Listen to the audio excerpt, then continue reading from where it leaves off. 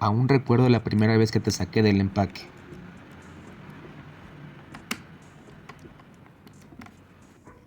Leer el instructivo, hacer pruebas de funcionamiento.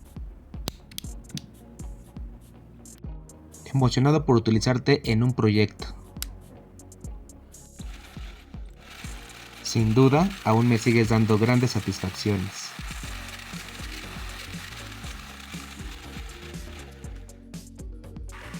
Junto a ti fue que por primera vez dije la frase a darle, que es mole de olla.